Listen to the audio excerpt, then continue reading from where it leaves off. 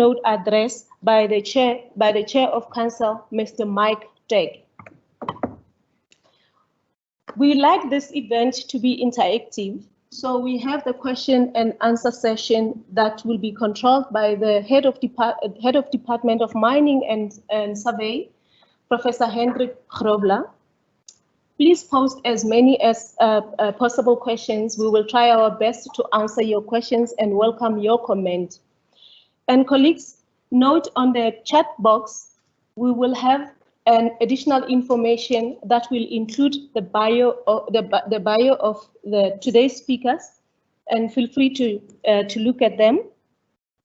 Before we go to, in fact, after the question and answers, we will then have the vote of thanks by the Executive Dean of Faculty of Engineering and Built Environment, Professor Daniel Mashao. Ladies and gentlemen, please note that there's house rules. Before we start the program, to our speakers, I will request that you keep your mics mute when you are not talking. And please remember to unmute when you start to speak. And to our guests, we would like to encourage you to use the hashtag.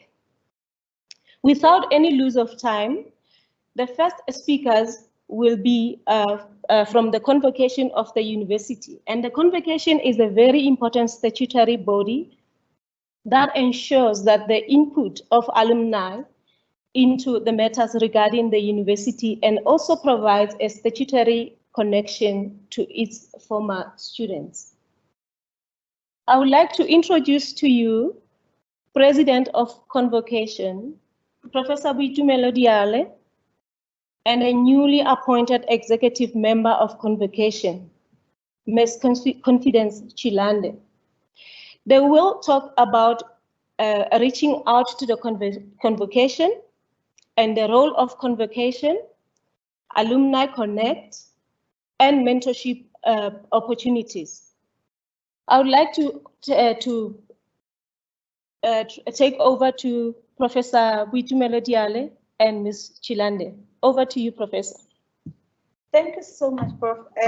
It gives me a great pleasure this afternoon to address you as our dear convocants of the University of Johannesburg and the alumni of the University of Johannesburg. As I've been introduced, I'm Boitumelo Diale, and I am the president of the Convocation. My role today is to actually welcome you into this occasion and to talk to you of who we are as the Convocation since you form part of us. It is important for me that I'm not going to go through. In a week ago, we had our address or our AGM of the Convocation, where I addressed you as the convocants and the alumni of the University of Johannesburg, and you will be able to access that talk through the Alumni Connect of the University of Johannesburg. However, for those who are unable to join the AGM event, I just want to take the opportunity to introduce you to the UJ Convocation Executive Committee. I am the president, as it has been said, of the Convocation of the University of Johannesburg, and my deputy president is Ms. Zanele Mudiba, who is joining us online today. And we also have Ms. Confidence Tshilande, who is a member of the executive and also the member of the UJ Council, who will be sharing the stage with me today. Let me also introduce to you Mr. Msizi Khoza, who is also the member of the executive and a member of the council, and also finally introduce to you Ms. Wendy Winner, who's also the member of the executive. As the UJ executive, Convocation executive, we have roles and responsibilities that we really want to share with you and to be able to say to you, this is where we are going. It is important for me to talk to you to say, at this stage, we know we are doing business unusual as a country and as a world, and we are adjusting to the new normal. And together with you as our alumni, would want to invite you to hold hands with us. So as we move into the new normal as the University of Johannesburg, we can be able to make the UJ a university of choice. In making the UJ a university of choice, I want to share with you what are the roles and the responsibilities of the convocation. And just to mention a few, our role as the convocants of the University of Johannesburg is to promote a positive image and a reputation and the respect of the UJ. We further want to foster a sense of responsibility, obligation, and accountability towards the university community in general and the alma mater in particular. We also want to hold the university responsible and engage them in debates and its states and the opinions that we have and we can share with the University of Johannesburg. And our Vice-Chancellor, Professor Tshilidzi Marwala, and his executive are more than willing and welcome to hear us and to listen to how we can contribute positively to the University of Johannesburg for us to ensure that we promote the interest of the university, and in particular the interest of the convocation, including matters referred to it by the Council, the Senate, and the Institutional Forum. Furthermore, our roles and responsibilities have to do with identifying opportunities and risks that may impact positively and negatively on the convocation. We also want to identify projects and participate in projects that may elevate the convocation, but more so elevate the University of Johannesburg. So I am going to share with you the projects that we are planning as the executive of the convocation, just to bring into your confidence that in addition to the executive members that I have screened, that you have seen, we have our VC, Professor Tshilidzi Marwala, who is also part of the executive of the convocation, and we have our secretariat, Professor Kintabega, who's also the registrar of the convocation, and Mr. Nel Lidwaba, who is the senior manager, Alumni, and we form the executive of the UJ convocation. So in terms of our projects for 2020 and 2020 to 2022, which is our term of office, we really wish to invite you as our dear alumni to hold hands with us in terms of supporting the University of Johannesburg financially in ensuring that we build the female residence that is taking place currently at Soweto. The building has started, but with the current situation in the country, I think our university will do much more with us contributing towards the female residents. Please, when you go onto our UJ Alumni Connect, we will put details on how to contribute and to make a difference to your alma mater. We also want to talk to you about the Alumni House. We are looking forward into establishing an Alumni House for you, our alumni. This is a space that we can come together as the alumni to share ideas, to share projects, to network, but also to see how do we make the UJ a university of choice and a better university, or the best university to be in the South African in South Africa, but also in the continent, as we are anchored in Africa. So we are looking forward to join hands with you. We are currently in the process of looking at how best we can have this alumni house, and our Chief Operations Officer, Professor Swart, is working very close with us to ensuring that we have this alumni house in the near future. So we are really looking forward to have you joining us. The last part that we want to invite you in, which is part of today's conversation actually, we are establishing affinity groups and chapters in the country and all over the world. So as part of the mining engineering group, as an affinity group, we really want to welcome you as the affinity group of the mining engineering sector.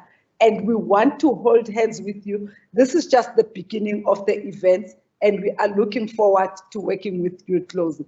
I will hand over to my colleague, Ms. Tshilande, Confidence Tshilande, to talk to you about the activities and the benefits that we have for you as our alumni.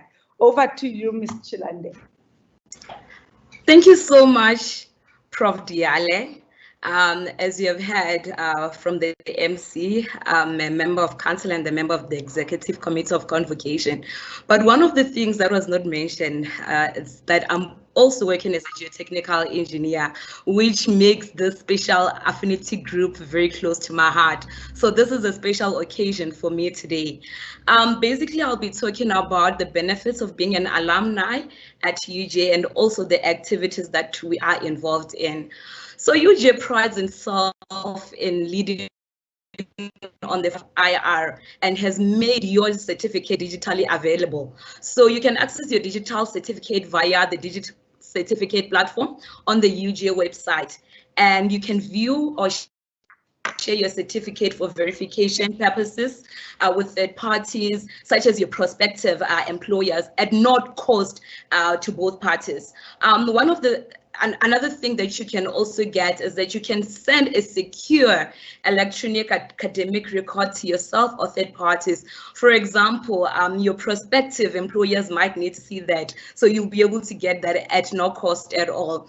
The academic record is an official document which is digitally stamped and also signed by the registrar.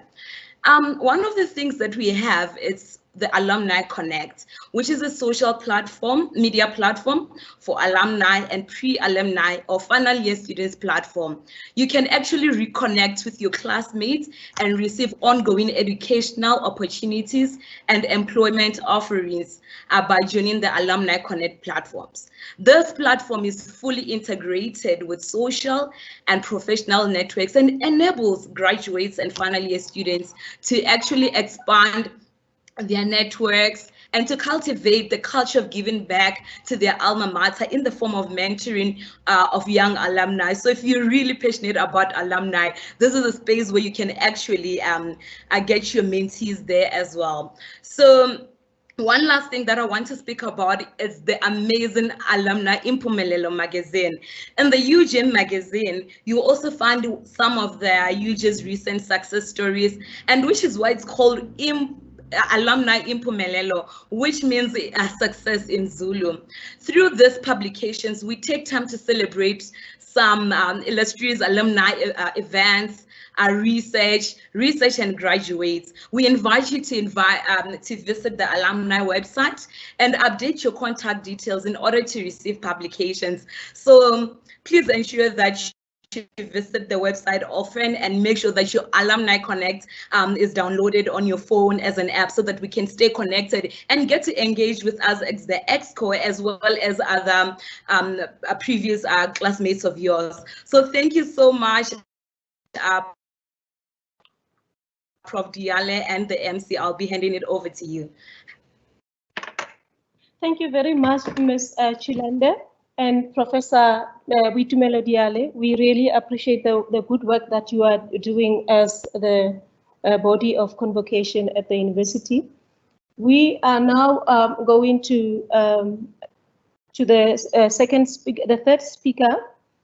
And before I introduce you to our Vice-Chancellor, Professor Tshilidzi Marwala, I just want to highlight a few things on the biography of Professor Tshilidzi Marwala, who is a well-known figure. He's a Vice-Chancellor and a principal at the university since January 2018. And I must also indicate that Professor Marwala was previously the Deputy Vice-Chancellor of Research and Internationalization and also the Executive Dean of Faculty of Engineering here at the University of Johannesburg. Professor Marwala is an electrical engineer. Without going into the details of the bio, I also want to highlight the good work that Professor Tshilidzi Marwala has been doing with regards to the postgraduates, the writing of the books, and all that. He is a fellow of the World Academy of Science and African Academy of Science, as well as a distinguished member of the Association for Computing Machinery. He works and his work and opinion have appeared in publications such as New Scientist, Time Magazine, and The Economist. Professor Marwala, as the Vice-Chancellor of the university, is going to address us on the few topics which we will be much interested to hear about: the strategic focus of the university, the successes and rating of the university, You will also talk about the challenges brought about by the COVID-19 and the position where we're finding ourselves as a university post-COVID-19. Professor Tshilidzi Marwala will also proficiently share the perspective on the fourth industrial revolution and draw links to the importance of the alumni engagement as we are here. So without any waste of time, I would like to take you over to you, Professor Tshilidzi Marwala. Thank you very much, Program Director, Professor Makhatha. I would like to acknowledge the presence of the Chairman of Council of the University of Johannesburg, Mr. Mike Teke. I also would like to acknowledge the presence of the President of the Convocation, Professor Diale, and your team from the Convocation. And also I would like to acknowledge the presence of all our alumni that have joined us today. In unveiling his economic recovery plan to the nation last week, President Ramaphosa said, we need to see this moment as a rupture with the past and an opportunity to drive fundamental and lasting change, close quote. I thought about what this sentiment meant for higher education. If this is a critical juncture for South Africa, so too must it be for this industry. After all, our university serves as a microcosm of South Africa. Though many of you have not been students for some time, you are part of the UJ community.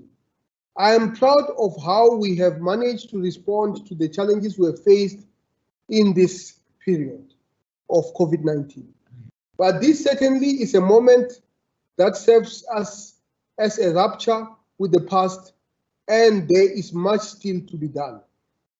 Our university has carved a footprint for itself in South Africa, Africa, and across the world. We are certainly a university worth talking about, and our rankings are a testament to this. According to the latest QS World University Rankings, our university has risen by an impressive 62 places and is now ranked number 3 in South Africa and number 4 in Africa. In addition to being ranked so highly in the world, we are also quite highly ranked in the overall impact ranking table in the 2020 Times Higher Education University Impact Rankings.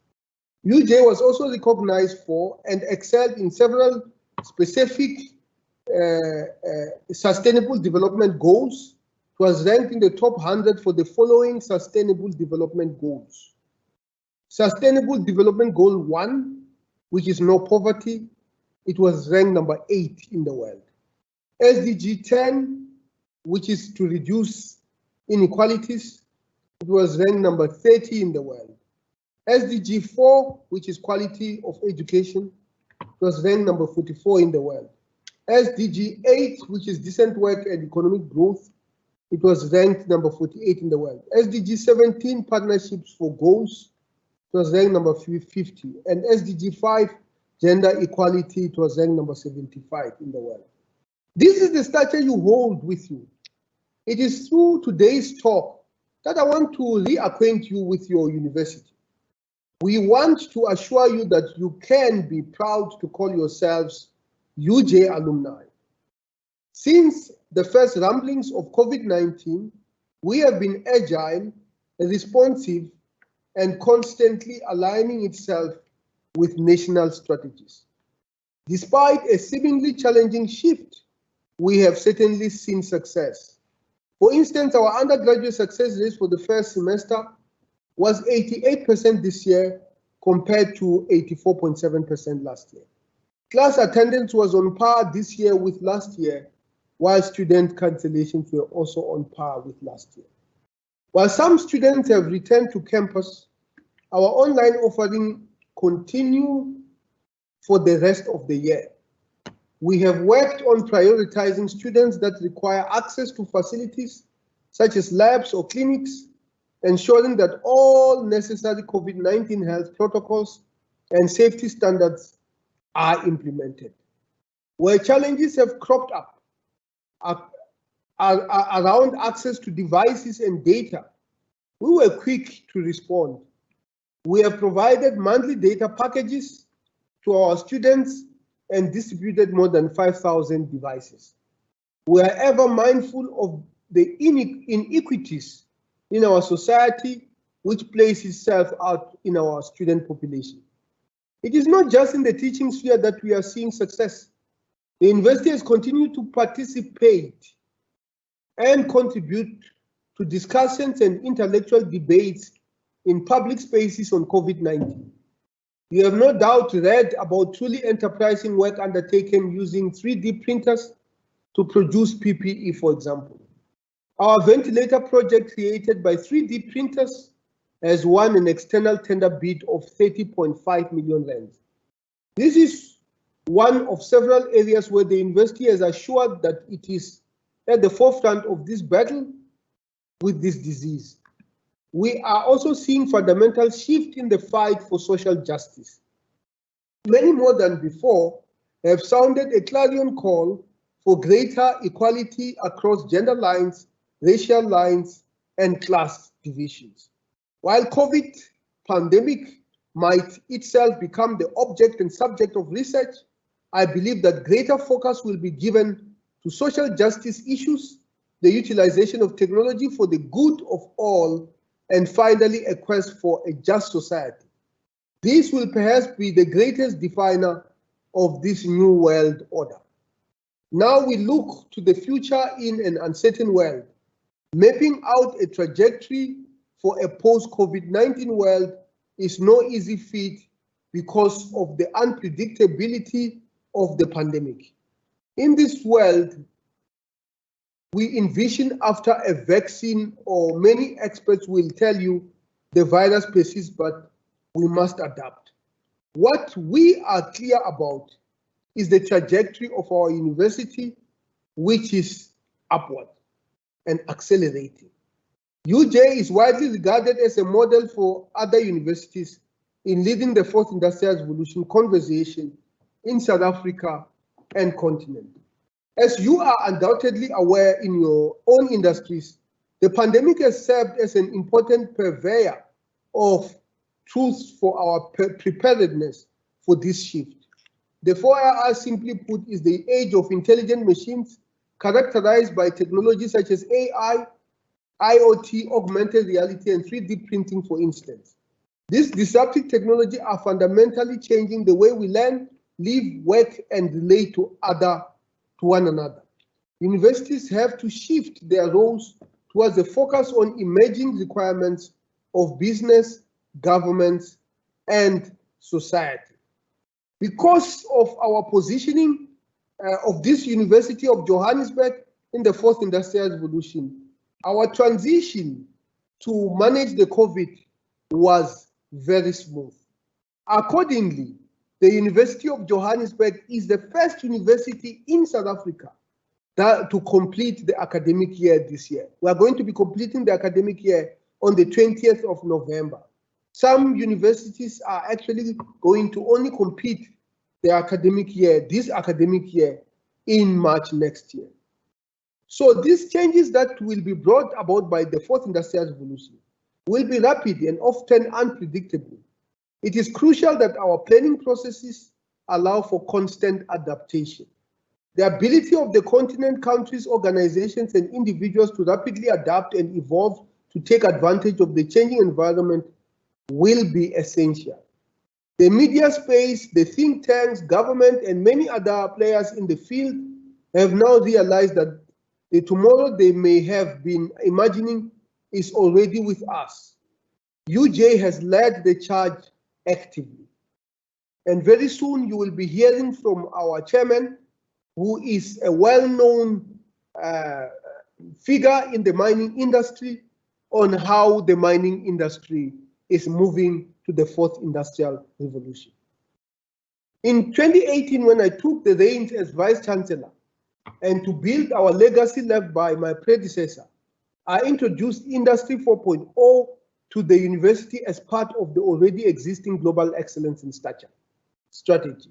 which initiated a highly successful developmental trajectory in terms of the university's global academic standing, as was adopted in 2013.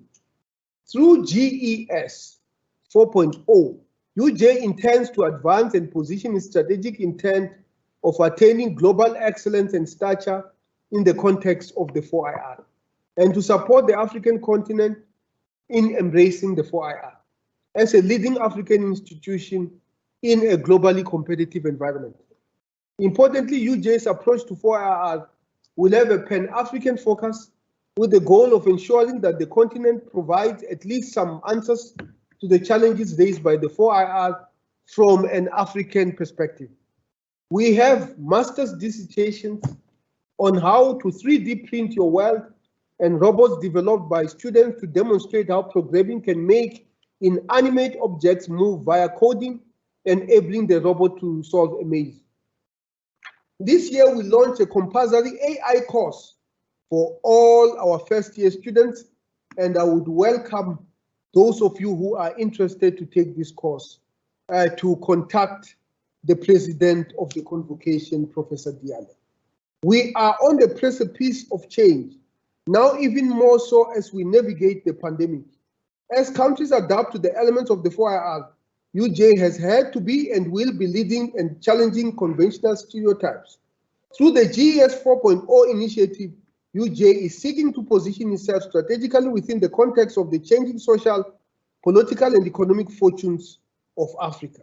We are truly faced with a moment in which we can drive change, but we cannot do this alone.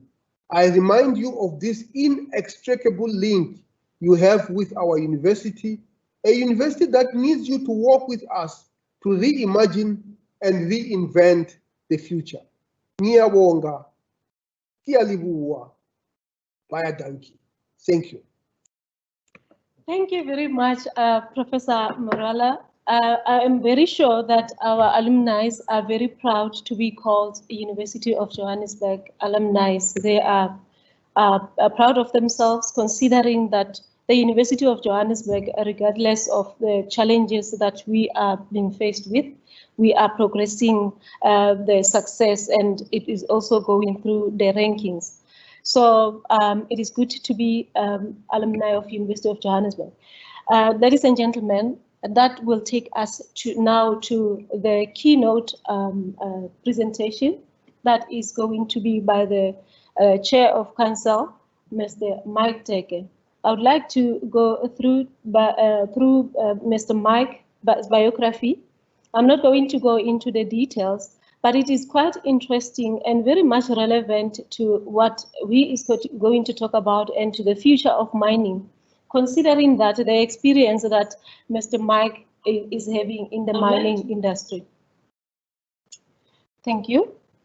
Mr. Mike started his work as a school teacher with the BA education and subsequently served at various HR roles at the mining companies until 2007.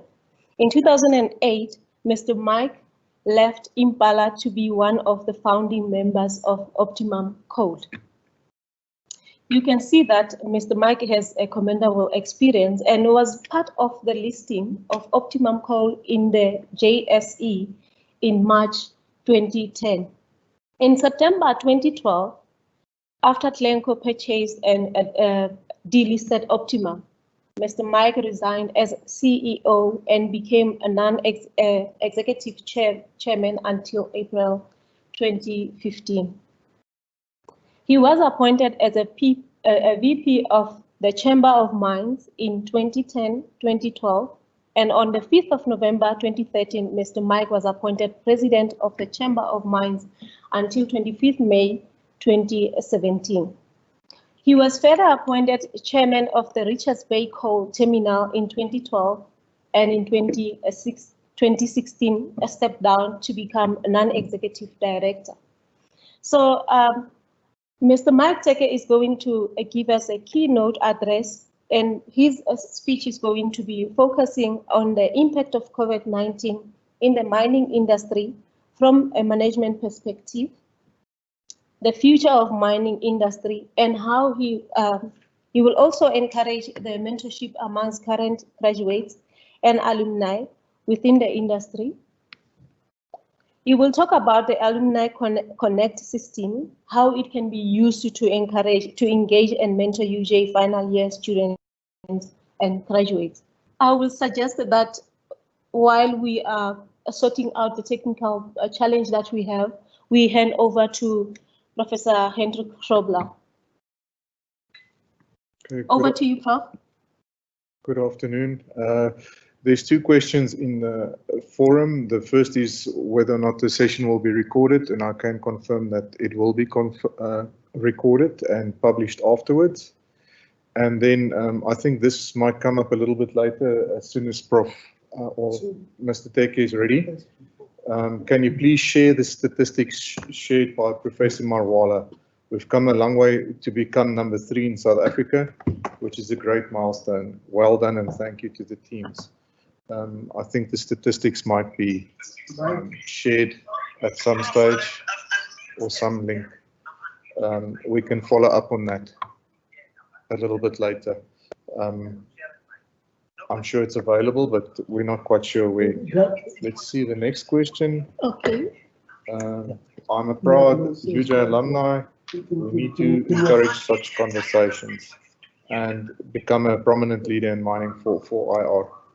I think a little bit of my presentation will address that shortly. If we can sort Mr. Teke's sound out, we will let him speak first. Otherwise, maybe I'll take over and do it from there. But let's just see if we can sort out the sound. But yes, I can tell you that it is definitely our goal to become a leader in for IR, and I think we're well on our way with that at the moment. And we will share some really encouraging details with you with my presentation shortly. Okay, thank you very much, Prof. Grobler.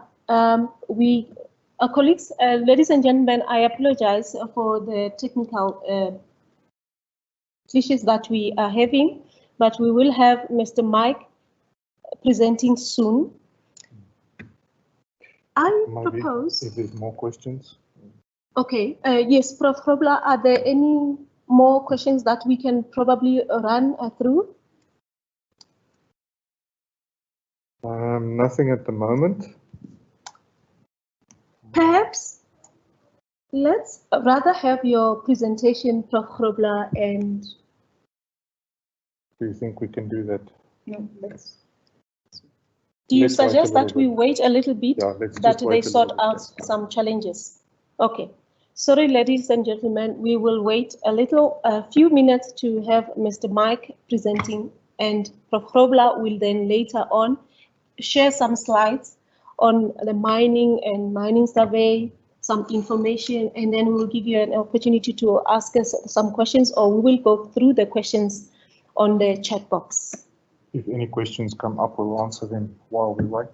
Okay.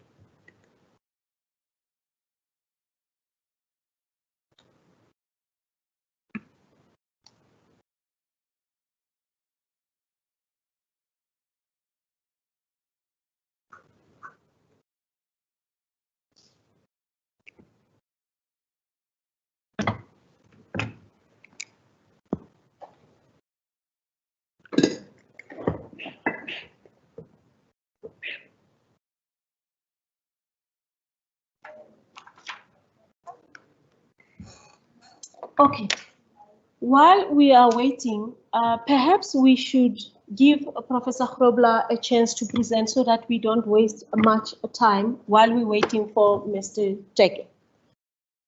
Prof. Grobler.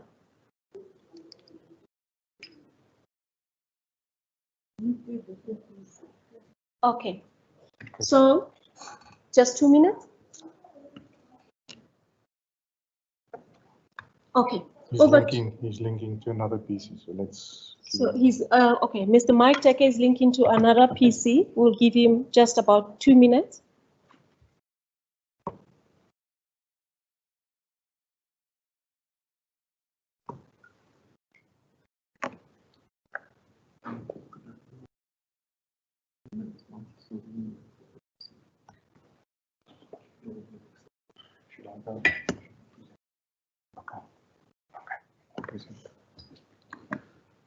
Okay, so I will do my presentation now, and then I think Mr. Teke will follow afterwards. Yes. Thank you very much, Prof. for taking over. Thank you. So let me just share that. So thank you for the opportunity. Hopefully our sound problems will be sorted out soon. Just in brief, I want to share some of the 4R initiatives that we are following, both in the faculty as well as in the Department of Mining Engineering and Mine Surveying, and just show you what exciting prospects we have. So you might be familiar with the Doornfontein campus. If you haven't been on campus for a while, the Quebeca cluster building was initiated somewhere in the late 2012s, around there, and the basement stood basically empty. So we saw that as a perfect opportunity to develop a training mine in the basement of the Doornfontein campus. And I'm happy to report that we hope to finalize construction by the end of the year. So for the mining alumni, the terminology might make more sense than people from a non-mining environment. But basically, we will be simulating a mine, including an elevator or a shaft, as the guys would know it, through which our students will enter into the mine. There's a couple of tunneling experiences. The tunnels are about 150 meters long. And we've also got some stoping or mining excavations, both as a narrow tabular, which is what we normally know as our gold and platinum mines. But we also have a small coal mine experience. And in this experience, we are building in virtual reality exposures.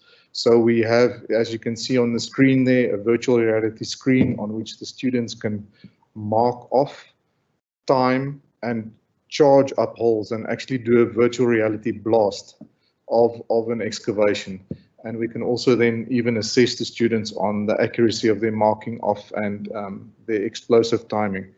There will also be other experiences within this domain as normal sort of practical training, where the guys will learn how to install services and make safe. And there will also be a large virtual reality center. Now, part of this virtual reality center will use this physical mine infrastructure as a basis for augmented reality. And our hope is that within the next year, we'll be able to diversify the experience, that a student might be able to experience a diamond mine on the one day and be able to access the same facility tomorrow and have it as a coal mine. And that we will do with our virtual reality headsets, and we are actually developing some processes as far as that's concerned. Just to show you the underground stoping, this is just over a meter high, 1 meter high. It's 46 square meters, and we will be installing support, roof support in here that we can monitor. And our students will also be able to go in here and learn how to put in support and make a place safe and correct for mining. So this is literally photos that was taken last week, Friday, and we're really excited to show you this. This is part of the haulage and conveyance structures that is being built at the moment. Just to show you, we're nearing completion now.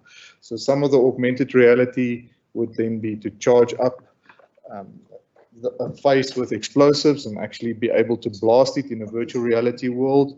And we're doing that with a major sponsorship from Sibanye-Stillwaters, which will be renewed for the next 3 years, and also some virtual reality partners that are assisting us in building these.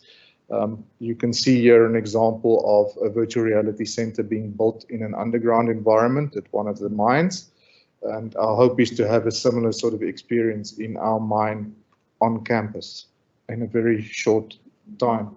So our laboratory at the moment exists of some HTC Vive virtual reality headsets linked to gaming computers that was donated to us, as well as some standalone Oculus Quest virtual reality headsets, which we hope to be using soon and convert some of our current reality experiences for mining into these standalone headsets. And if things work out properly, these virtual reality headsets will actually allow students to interact as avatars in a group in this mining environment. We've got a 3D laser scanner that we are using to capture real images from mines, wherever we are allowed to go in and actually capture an environment. And the hope is that we can then use that environment in the laser scanning field to actually acquaint our students with different environments, both nationally as well as internationally. And we'll also be using 360-degree cameras to capture some of that. So here's just a very brief summary of some of our partners that we are dealing with at the moment. And I'm proud to say a number of these logos that you see here have some of the UJ mining alumni in the midst or at the head of the organizations, and we're very proud to do that, and hopefully we can establish more collaboration in the short time. This is just a plan view. I'm not going to bore you with that now, and if I can, I wish to switch off the sharing, and then let's see if there's any other questions that's happened at the moment. And in the meantime, I don't know if we are at a point where we can get Mr. Teke going again. So, Prof. Grobler, thank you very much for the presentation.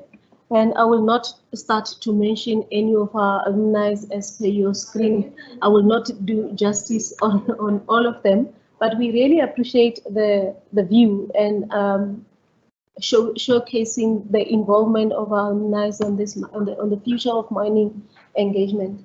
So in the meantime, while we are waiting to hear whether Mr. Mike Teke is audibly connected, Questions and answers. Okay. Okay, I can do that. May you please go on with the questions and answers. Okay, so there's a question which I'm going to open up to anyone that can possibly answer it, and that is it possible to study across fields, especially in postgraduate, if I'm interested in 4IR computer sciences and I have a BSc in zoology? I don't know if I can open that up to the floor. Prof. Daniel? No problem. Yeah, thank you. Thank you very much. I see the question about whether one can study across fields, and yes, indeed. That is what the fourth industrial revolution is all about. It's not anymore being a single specialization. One really needs to study across. That's only where we find new innovations and new areas of research. Thank you. Thank you, Prof. Daniel. And I'm sure if you are really interested in 4IR, Prof. Daniel, you can contact him and he'll be very glad to help you as far as that is concerned. Then I've got a question here. Does our curriculum cater for the future of mining? I think I can answer that one. Yes, we recurriculated 2 years ago or 3 years ago, and we actually have our first contingent of honors degree students, both in mining engineering and mine surveying coming out. And as Prof. Daniel has said, even in our mechanical engineering and electrical engineering and all the other engineering components, we are all preparing our students for the new industrial revolution and also artificial intelligence. Right, the next question is, UJ Mining is a university known very much for the intensive practical component it has offered. This has changed with the new program. How is the university ensuring UJ students remain as relevant regardless of the practical year that's been removed? Hopefully my presentation showed a little bit of that in the sense that our training, mine and simulation on campus will prepare the students for quite a number of practical experiences. We're hoping to combine experiences also with some of the other faculties and departments on campus, but obviously there is no substitute for real underground mining, but as far as possible we are exposing them to a much more varied field than probably in the past, where we were mostly gold intensive and maybe coal intensive. We've now got all these other commodities, and with the virtual reality and augmented reality, we can actually take students into different environments and also teach them how to visualize and plan using these techniques. I'm paging down just to see if there's any. Thank you, Professor Marwala, for making a huge impact to you and your team. This is good. Then there's good afternoon. I was wondering if part of the presentation might touch on the sector's plan for dealing with social, environmental, and economic challenges. Thank you. Thank you once again, Prof. Yes, as we have said, that the fourth industrial revolution is really multidisciplinary, and almost all our new courses now do include a multidisciplinary nature.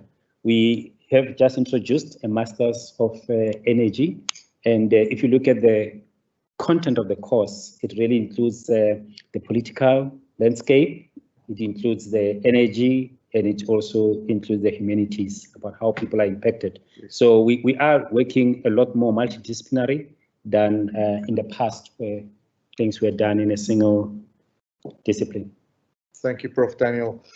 Just on that as well, the major sponsor for this virtual reality training center that we are building from Sibanye, we are actually in discussions as far as actually addressing this as part of our training and part of our curriculum for the mining engineering as well, because obviously this is part of the mining company's reporting structures and social responsibility. Also our first years, all of our first year engineering students, in fact, I think all of the UJ students have a citizenship module that sort of opens them up to more of the social and environmental side of that. I hope that answers some of that questions, Dr. Healy. I'm going on with some more questions. Yes, Prof. Right, so the next one, a question was posed to me by a few graduates who need further training to at least obtain their blasting certificates, which will give them a better opportunity at employment. So, hello. There we go. I think Mike is back. Yes, it sounds like. Hello, can you hear me? Yes, we can hear you. Okay, thanks. On the phone or on my computer? Can you hear me? We can hear you, Mr. All right. Mr. Teke. Yes. Perfect. Can I start? Mr. Teke, we can hear you clearly. And can you see my presentation? Yes, we can. All right. Good afternoon, and sorry about this, guys. I say to the people who work with me in the office, technology is not like witchcraft; it must work all the time. Can we start? Thank you guys for the invitation, and thanks for making sure that you become part of this presentation. Thanks, yeah, would you like to sit in? I'm working with a company secretary and she wants to listen as to whether I'm talking nonsense or I'm talking sense. Thank you. 1 second. Ladies and gentlemen, firstly, Prof. Marwala asked me to talk about the future of mining. And I've been listening to the conversation as it unfolded this afternoon. I'm one of those privileged people in the mining industry because I am the chairman of council at the University of Johannesburg, which is something I'm proud of, to assist Prof. Marwala to build his institution. But secondly, I sit on the advisory board of mining at the University of Pretoria. I know you will shoot me for that. And thirdly, I'm very close to Professor Cuthbert Musingwini at the University of the Witwatersrand. So my loyalty when it comes to mining is in mining. And if we look at the most important part of our industry, you know, we say if it's not grown, it's mined. And that's the belief. If it's not grown, it's mined. And right today, we're going to talk about mining. I'm not going to talk to you about agriculture. The industry that we operate in, it's a business of billions, but ultimately it's about people.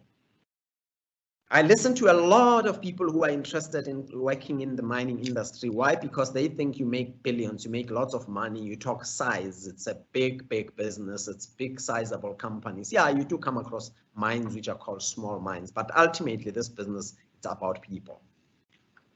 Now, was global mining affected by COVID-19? You know, all of us, we were hit by this uncertainty. And when you lead a mining group, when you lead a mining company, when you lead an industry and you operate in a country like South Africa, the most important thing, it's not about your profits that you worry about. It's not about the profits that you worry about. You worry about the people. The second part is that we were fortunate enough, some of us, for instance, if you operated in the coal mining sector of the mining industry, and you were called an essential service because you were supplying Eskom, you had to make a plan that during this COVID-19 period, you deliver. You had to make sure that you deliver and ensure that you protect the lives of those employees. Now, all the employees we work with, and a lot of you still don't understand, you think employees are living in hostels. Employees in the mining industry, most of them have got homes, they go home in the afternoon, and we had to ensure that they are transported safely. We had to ensure that they've got PPE, and we had to ensure that when they go back to their homes, they should not put their families at risk. And what I'm proud of with this mining industry is the fact that there was great partnership, there was great collaboration between us and different mining companies. I'll give you an example. When testing was happening, Anglo-American, Exxaro, Seriti, and different other companies, we came together and said, who's got which facility? And we made sure that we shared those facilities. There was no competition, there was partnership, and we collaborated. The mining communities within which we operate in, they benefited out of us and we benefited out of them. What do we mean by that? We mean when employees go back to their communities, at the end of the day, they have families. And we had to deal with all these unknown risks. That is why where I sit today, I'm saddened to say that we lost 190 employees as a result of COVID-19 in the mining industry. It's a sad story. Our sincere condolences to all those families. Our dream was that no one was going to die as a result of COVID-19. Unfortunately, several people passed away, but we continue to be relentless in ensuring that everybody stays safe. Now, this is the contribution of the mining industry in the economy of South Africa. We're still strong. We're still a big employer. We still contribute to GDP. We still contribute in terms of fixed investment. Though we would like to see more investment, why in exploration opportunities so that we can build new mines? I know a lot of people don't like mining. I know that we disturb the land, but the reality of the matter is that we still play an important role in terms of exports. We export a lot of our iron ore, we export a lot of our manganese ore, we export a lot of our coal. This year, probabilities are that we may find ourselves exporting still more than 70 million tons of coal out of this country to different destinations. Is this industry safe? I read a book written by Professor Marwala, Closing the Gap. In page 52, I think he's talking about the mining industry having reduced fatalities. It's very true, Prof. Marwala. We've seen a substantial decrease. You know, in 2003, there were 270 fatalities in the mining industry in 1 year. Last year in 2019, there were only 51. Yes, one fatality is one too many. We cannot afford that. We are driving a milestone to go to zero harm by 2024. And we want it to be early because we cannot afford to see any of our employees dying in this mining industry. So safety is very important. Where do you play a role, Prof. Marwala, with the fourth industrial revolution? I'd like you to come and visit our mining industry, to come and see what things like proximity detection systems are doing. You must come and see how, when people walk into the lamp room in the morning, in the past, you used to have several people waiting for you, giving you your lamp, giving you a rescue pack, and then you go underground. These days, you arrive, there's a machine in some of the mining areas where we have tested the use of eye recognition or the recognition of your iris. And your locker opens up, and then you can get your lamp and you can get your rescue pack. And all those are charged over a period of 24 hours, and you're ready to go underground. That's the contribution of the fourth industrial revolution. Not that we are an old industry, the smokestack industry everybody's thinking about, or quite a number of people are thinking about. But like any good story, our hero is deeply flawed. The mining industry makes mistakes, ladies and gentlemen. We do make mistakes, and in the past we have made mistakes. You know, mining enabled discrimination and unity at the same time. When I grew up, I worked in the mining industry, I used to understand that there were people who stayed in hostels. There were different nations who were staying in hostels. You had people from Lesotho, you had people coming from Mozambique, you had people coming from different areas around Africa, which we call those places labor sending areas. And I'm sure a lot of you will relate to DEBA, the Employment Bureau of Africa. It was discriminatory. People stayed in hostels. Families were left on their own because their husbands had to go to the mining industry to go and seek livelihoods. What has changed? There's unity now. We're trying to ensure that, one, the eradication of hostels, making sure that every employee in the mining industry lives with their families. When you knock off in the afternoon, now I'm not going to talk about the program that you watched on TV called Khumbule Khaya. In the mining industry, the Minerals Council of South Africa has got Khumbule Khaya. It's a program that says, when you arrive at the mine in the morning, remember that you've got a family that you left at home. And therefore, that is why I'm saying mining industry, whilst people know it as a discriminating industry, we have built unity amongst nations, we have built unity amongst employees. There's an interesting story I want to share with you about Fanaga law, or look-alike, or look-like. This is a language that we use in the mining industry, and I thought I should pick on this industry and say to you, going forward, you still go underground, you still go to the mine, you still find a lot of people using this language. We still use it in the industry. Different income groupings have come together and it was called the Pidgin language. Why? Because it was a mix of English, Afrikaans, and Zulu and Xhosa, and at the end of the day, people were trying to communicate. They were trying to communicate, and somebody came up with a story that we must end this language, it's discriminatory. Whichever position you take, these days, the mining industry is employing a young generation and we're employing local. So when you go underground, you find that most of the sections that have impressed me, ladies and gentlemen, it's black females, it's white females, ladies who are taking control of the underground areas of the mining industry. Now, 30 years ago, if I said to you, would a female work underground, the first thing you would have told me was that, where do we find PPE, personal protective equipment for females? B, women are not the same shape as men. 3, women are weaker than men. You are lying. Women have proved to us that they are the best mine overseers. 4 men, actually we should be turning around and calling it 4 ladies. Why? Because they are the ones who are leading men underground. Fact of the matter, I'm using the story of Fanaga law that it has built unity, it has built that spirit of camaraderie. But reality of the matter, if this language were to die tomorrow, it will still be part of the history. And Prof. Marwala, your team and everybody, this industry has a great future. It has changed, and you must come and see the young leaders who are produced by these very universities. Especially, I emphasize the employment of women in the industry. We're trying our best to eliminate discrimination. We're trying our best not to put these ladies in danger.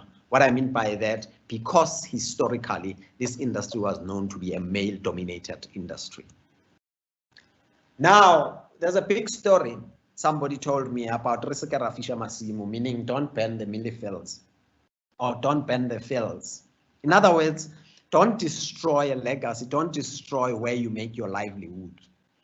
And that's the message I always say to people, rather than shutting down these mines because you think they are not doing well, let's make sure that we find a way to make them better places. Let's find a way to make them better places, as in the better places where people can find a way of making a livelihood. How will you make sure that the 4IR does not discriminate? 1, when I go underground, we've been talking about testing of cameras to identify people who go underground, because you've got a lot of people who may go into the mine and want to go underground simply because either they are going to commit a criminal offense, which include things like stealing of cable and the like.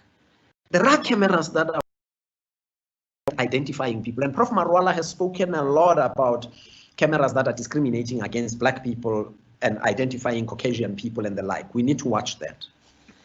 Underground, there's one thing that we talk about, which is called man-machine interface. In other words, machines are moving underground, people are moving underground, and we know that quite a number of fatalities have been caused by that interface. And what happens, ladies and gentlemen, is that we've got what we call PDS, proximity detection system, where we've put in a system in these machines. When a person comes closer to the machine will make a sound to warn you that there's somebody around this area, in your area, and make sure that you drive safely. Number 3, right now in the open cast area, we no more have security people walking around at night and chasing people because they are coming to steal cable or something like that. We've been helped by drones that have got cameras with infrared, that at night these drones are flying all over the mines to make sure that they're protecting the mines, they're protecting the lives of the mines who are working shifts. So the 4th IR, whilst we embrace it, we think it's novelty, it is real, but reality of the matter, whilst we implement, let's make sure that we're not discriminating against anybody in the industry. Ladies and gentlemen, mining creates development and deep poverty at the same time. You know, I've seen families who've been displaced in mining areas in the past, people who've been displaced because some people wanted to mine. This game has changed. This game has changed. What I mean by that is that mining creates development. Mining has created what we call modernity, the march to modernity, as Professor Kishore Mabobane talks about. We arrive in a village, not at Dutuni, Professor Marwala, because there's no gold, there's no coal, there's no platinum in that area. When we arrive at a village, we need to make sure that the communities that are displaced must be looked after. We need to make sure that they share in the creation of wealth. We need to make sure that they benefit out of what we're doing as mining companies. We need to make sure that our neighbors, communities, employees, anybody who's got a vested interest as a stakeholder is embraced by us as an industry. When we look at things that have created a better life for all of us, when people were not having ablution facilities 20, 30 years ago, and they arrive today and there's a flushing toilet, you must know that some of the equipment in there is there because of the raw materials we mined and produced, the pipe that moved the water to create a better life for people. So one of the things that I make life easier for myself as a leader in mining is to accept that we have created deep poverty, but at the same time, we have accelerated on development. We've created cities, and we have to be embraced as an industry that we are creating development. And we have to acknowledge that deep poverty was created because quite a number of miners in the past have probably not mined responsibly. The game has changed.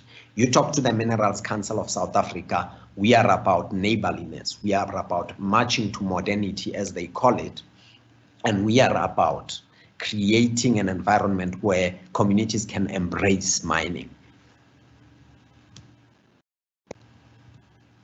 What can the 4th industrial revolution learn from the mining industry? 1, you can learn that for the 4th industrial revolution is going to help us advance in many ways, but at the same time, the 4th industrial revolution will become possible because you've got computers that you use every day. These computers that you use, ladies and gentlemen, it's as a result of the mining industry providing you with the materials to be able to build them. When you talk to Tesla today, they will tell you about copper, they will tell you about lithium, they will tell you about all the materials that they are going to use in building that car. That car runs not on petrol, but it runs on electricity. Now, if you talk about what is happening with your cell phones, any gadget you use that has advanced your life, ladies and gentlemen, you can learn that the mining industry has played an important role in making sure that the 4th industrial revolution, in fact, from the 1st to the 2nd to the 3rd to the 4th, mining industry will remain there. It will play an important role. I know a lot of people are scared to answer the question, is the 4th industrial revolution going to make us lose jobs? Yes, you are. Quite a number of jobs will be lost. But at the same time, quite a number of jobs are going to be created. When you go to the mines, when you went to a mine 30, 40 years ago and you found 20 machines, yellow machines digging for coal as an example. Today, if you walk into an open cast mine where there's a drag line, you find that one drag line is operated by one drag line operator, and there's one person on the ground who's called the groundsman. And that drag line, I have found again, that the best drag line operators are females. I don't know, something with their hands, they do a great job, probably because there's something that God gave them as a skill. They do well in operating this big machine called a drag line. And the mining industry has continued to embrace those changes.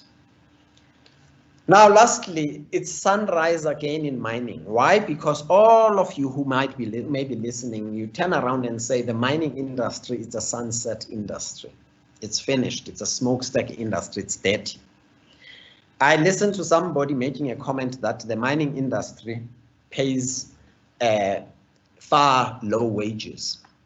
The minimum wage in my company is far superior to quite a number of institutions. We pay extremely well.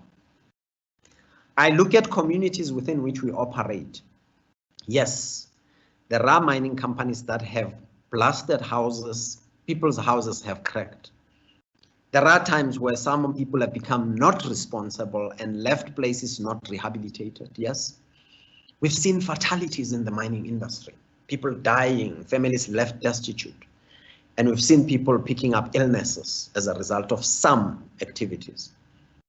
But I call this a sunrise industry in that, one, we've embraced neighborliness. We've embraced that you are our neighbor next door.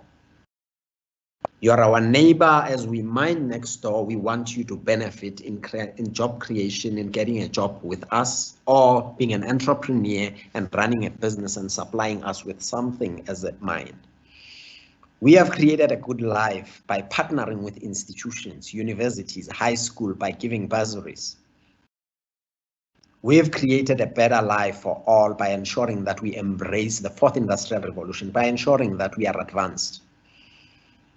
10 years ago, not far away, I used to get a spreadsheet on my table, a PowerPoint press, an Excel spreadsheet with production numbers on a Monday. And that production was that happened on a Saturday and a Sunday. And it was late on Monday for me to react because I received that information on Monday. Today, I get information real time, live, as people mine. I can look on my cell phone and see the conveyor belts running. Why? Because of the fourth industrial revolution. Have I refused to embrace that? No. The leadership of the mining industry, ladies and gentlemen, in South Africa, mining has a great future. We need to explore more. Remember something in closing. We produce great leadership globally. Glencore is run by Mr. Ivan Klassenberg, who studied at Wits University. Sir Mick Davis, who is in London now, used to run Extrata. Mr. Jan du Plessis was the chairman of Rio Tinto. Mr. Marius Klopas was the CEO of BHP Billiton. All those people were South African executives who were raised by South Africa and South African mining industry. This industry is not a sunset industry. We will still play a role in the development and the growth of this country into the future. I'm going to pause now and take your questions. Thank you.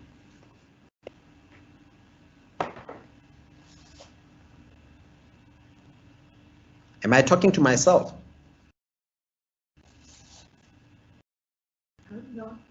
Hope not. You should have me as well.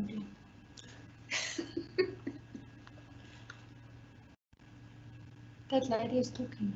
Yeah, but I don't know. Surely they should have phoned me if ever. Yeah, they should phone me. Right? I'm not sure. Can you hear me? Can you hear me? So It seems there is a technical challenge where colleagues are not hearing me. Mr. Teke, can you hear me? Yes, I can hear you. Oh, yes. Thank you very much. I was actually saying that you have spoken to all of us, the university, the community, the faculty, And you have spoken the sunrise, the future of mining. And this also throws challenges to us as a faculty to see what we do and how we contribute to the future of mining. So in the meantime, I will ask Prof Grobler to go through the questions, and perhaps do you probably have maybe take about 2 or 3? We don't really have. I'll take 20, it's fine. we understand that you are so much courageous about the future of mining, Mr. Teke, but we will only allow a few. And some of them they have been answered on the chat box. Any questions, Prof. Grobler? Mr. Teke, yes, you've been speaking about the sunrise and also the perception that mining is a sunset industry. There's been a couple of questions on that. Could mining become a sunset industry specifically with the resources such as coal? And if so, when do you anticipate this will be? What would the implications be for someone like Eskom, who predominantly burns coal to generate energy? I don't know if you'd like to add something there. Yeah, let me comment on that. Is that okay? Can you hear me? Yes, Mike, yes. We can hear you perfectly. Okay. Thank you. Number one, you know, South Africa has got ample resources as in lots of coal in the Mpumalanga region still, lots of it. We've got mines that are still going to run until 2050. There's a mine that's being built at the moment, it's called New Lago. That mine is going to supply Kusile Power Station until 2065. I don't know how old you'll be. So then we've got resources in the water bag. But ladies and gentlemen, please understand something. People who mine coal like me, we are not environmental denialists. Climate change is a reality. The global warming is fact, it's there. I'm not like I'm a president of some country who denies that. I'm real about it. But a developing economy like South Africa, we've got 15 coal-fired power stations, 15. Those coal-fired power stations still have to burn. And these power stations, for them to burn, they will need coal.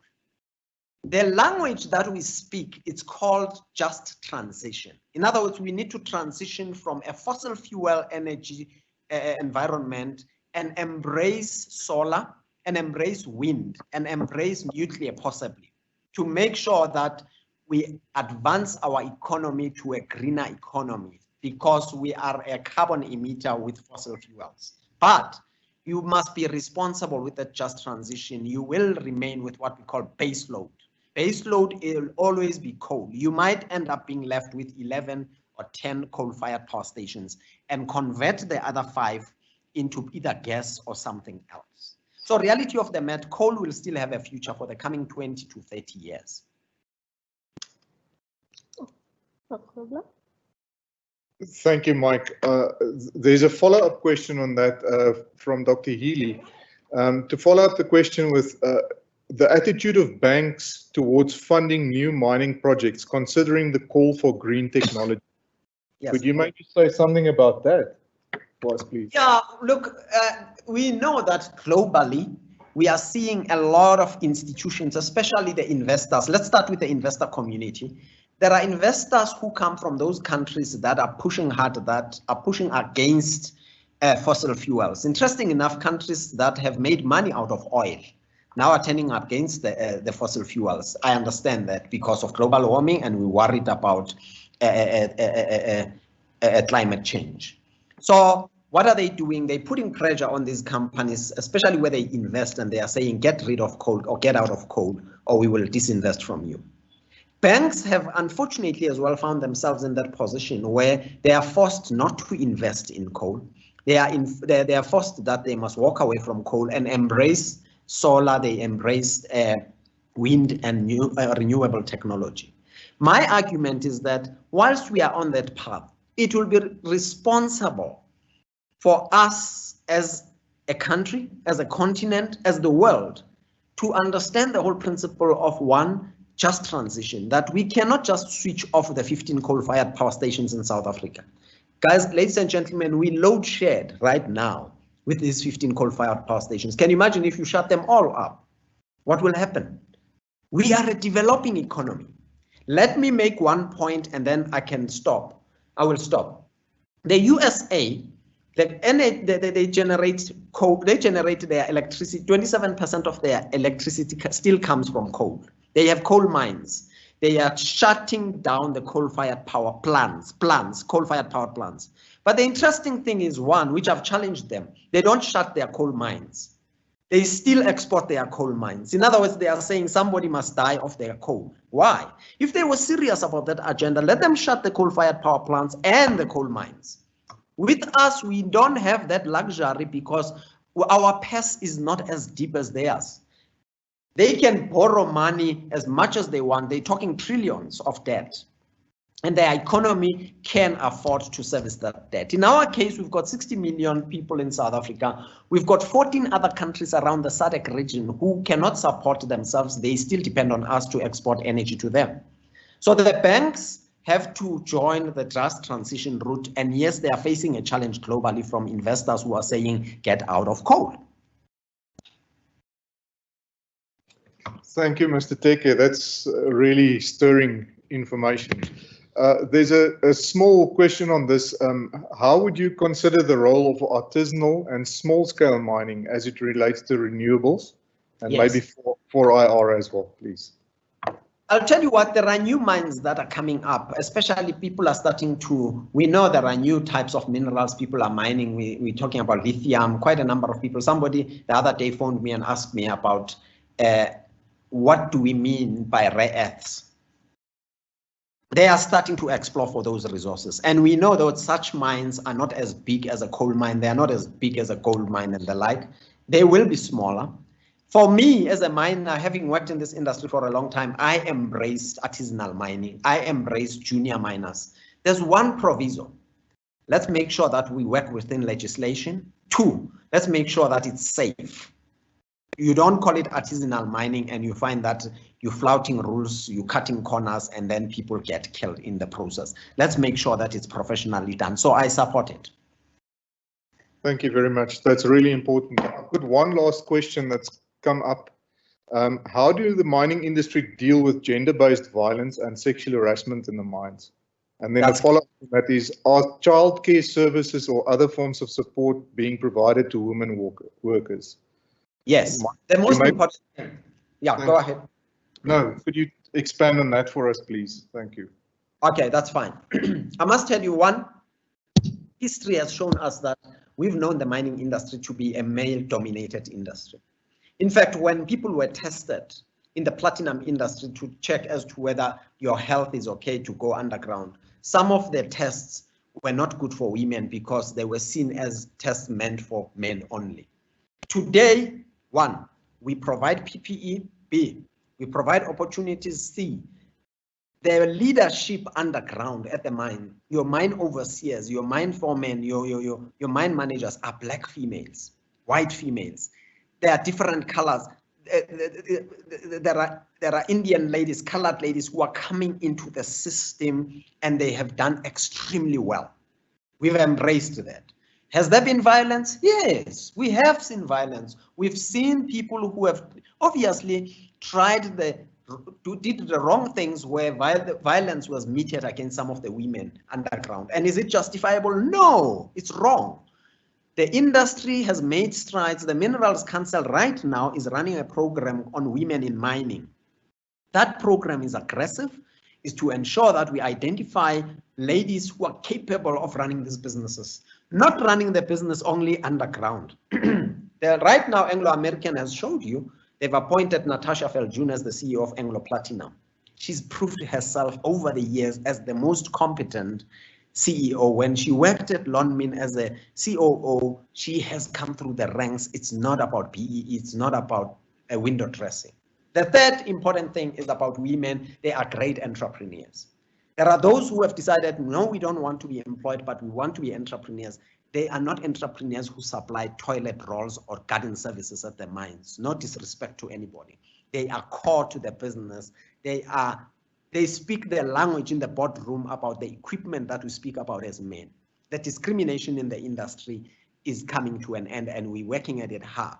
The point you made about child services or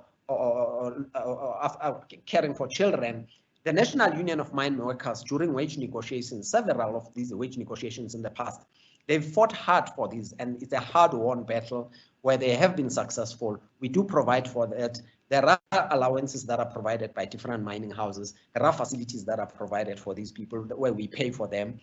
But reality of the matter, the industry has taken giant steps to embrace the involvement of women at different levels of their boards, not as chairpersons of boards only, not as people who sit as non-executive directors. I will take you underground. Anybody who wants a visit underground, I'll take you to an area that's run by a lady. Thank you, Mr. Teke. Maybe one last question for you. I'm not sure how you would want to answer this. It is always on the top of people's head when they think about coal. Any question is fine. Mr. Teke, how do you plan to transition the move from coal to clean energy? And will workers be equipped with new skills? Is Seriti a company at large looking to go into alternative energy sources? I know it's a mouthful. Yeah, that's a good question. Seriti, at the moment, we're running 4 coal mines, which we bought from Anglo. All of them are run as coal mines. One of our mines, Kriel, we are using solar in some of the areas. We build in solar panels to help us, number one. So they are helping us with solar panels. The second one, it is part of our strategy that we want to, we are investigating carbon capture, utilization, and storage. We're trying to find out how that technology works. Can that technology work, especially at power stations, to ensure that there's carbon capture, utilization, and storage, and maybe we can help Eskom and work with them in partnering with them. The third important thing is the issue of renewables. Are we looking at renewables ourselves? Yes, we're identifying opportunities within the mining area. As I said to you, places like Kriel mine, if you drive into Kriel, you'll see there's a lot of solar panels there. We're trying to run some of the areas. For instance, we are exploring the possibility of saying, can we run our belts using solar? In other words, transition and use solar and make sure that you don't rely on coal. But we'll still supply coal to the power station. But at least the power stations will provide clean, it will be clean energy because of carbon capture, utilization, and storage. The last important thing for us is a direct investment. When a direct investment were to be available today, which we are exploring, myself and the board, we're looking at opportunities. If there's an investment that we like and we think it's a bolt-on in terms of either wind or solar, we will look at that. Right at the moment, things like nuclear are not available because the only nuclear power station you have in South Africa is Kuwait in Cape Town, and it's owned by Eskom. But the one that's going to be built, probably it's the government that's going to control it. So there are opportunities for us. I embrace renewable energy, but let's transition responsibly. Mr. Teke, thank you very much for that very short masterclass in sustainable mining. I think we really appreciated your feedback. At this stage, I'm going to take you off the hot seat. Thank you very much, Mr. Teke. We really appreciate it. And I'm going to hand over to Prof. Daniel Mashao for a closing statements. Thank you very much, Mike, and thank you, Prof. Daniel. Thank you, Chair, and thank you, Prof. Grobler. We really wish to thank all of you who have attended this session. We apologize for all the technical difficulties that we have suffered, but I think you will agree with me that this was really worth it. We have learned so much. The engagement was so powerful. I personally as well wish it was longer so that we can be able to discuss many of these facets of mining industry. In Sepedi, my home language, they say Maleka ke makhona, makhona ke mabueleja, which means that he who does is able to do it, but he who tries will do it better next time. Or in English, they will say practice makes perfect. So we have tried, and we really do apologize for how the session went. We had practiced before, but I guess it was always those gremlins that do come in at other points. From the Faculty of Engineering and the Built Environment, we really wish to extend our heartfelt thank you to the Chairman of Council, Mr. Mike Teke, As I said, I'm not really exaggerating to say that this was a very useful session. Some of the people have asked us to record it, and I hope that we have done so that we can be able to share it.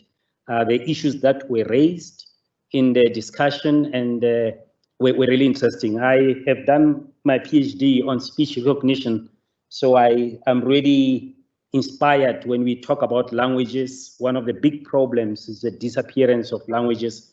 When you look at Fanagalo, it's a very interesting language that has been concatenated with different languages and how it continues to evolve. So, Mr. Mike Teke, thank you very much for sharing that. We will engage you again and probably call you again to come and share with us some of those ideas. I also want to thank the Vice-Chancellor and Principal of the University of Johannesburg, Professor Tshilidzi Marwala, who once upon a time was an Executive Dean of the Faculty of Engineering and the Built Environment. And I guess many of our audience here have been kept by him. And I just want you to know that he still continues to keep students as he was doing yesterday. He does it virtually now as indication of the move we have done to the fourth industrial revolution. We also want to thank the president of the Convocation, Professor Boitumelo Diale, and also the Exco members and members of council, Confidence Tshilande, for gracing this meeting and also sharing with us about what we can do as alumni and the opportunities that are there to serve. Thank you very much for sharing it with us.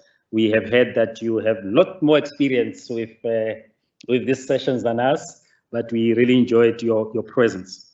I also want to thank two of my colleagues that I work with in the Faculty of Engineering, the head of department of Metallurgy, Professor Elizabeth Makhatha, who worked here as our chair. You did a splendid job, and you know, we had all that difficulties with connectivity. That's good to see how people deal with stress and with unexpected conditions, and you did splendid. You did very well. Also, the other colleague is Professor Hendrik Grobler, who is the head of department for mining and mine surveying department. Thank you, Prof. And I'm glad that they assigned you to listen to those questions, because those questions are still relevant to us, and we will have access to them to respond to them as a faculty. I also want to thank the excellent band of organizers who made me attend about 3-4 meetings, you know, to practice and make sure that this will go smoothly. You did a fantastic job, Mr. Nell, and also all the members of the registrar's office and the Phoebe marketing. We really enjoyed working with you. I think next time we do it, we'll have learned 1 or 2 things. Last but not least, I really wish to thank you, the audience. You have made it possible. I just want to tell you how encouraging it was when I asked how many people have given their reservations that they will be coming, and we had numbers like 260 or more. So we are very pleased with that. We are very encouraged. The aim of this is to continue to have you involved with this great institution. You know, remember this great institution that you're an alumni of, the university of choice in the world, anchored in Africa, dynamically shaping the future. So your continued participation with us, helping the shapers, shaping other people who are shaping the future is appreciated. We really have a great opportunity to work together, and I'm looking at mining the moon in the future. So all these techniques that are being learned right now, they are not going to go to waste, because there's still more work to be done. And thank you very much for your attendance. I'm looking forward to meeting again in a similar session and being able to do that. Thank you. We conclude the session. Thank you. I will not invite us for a drink. Virtual one. Thanks, Mr. Mike Teke. We appreciate that. Thank you.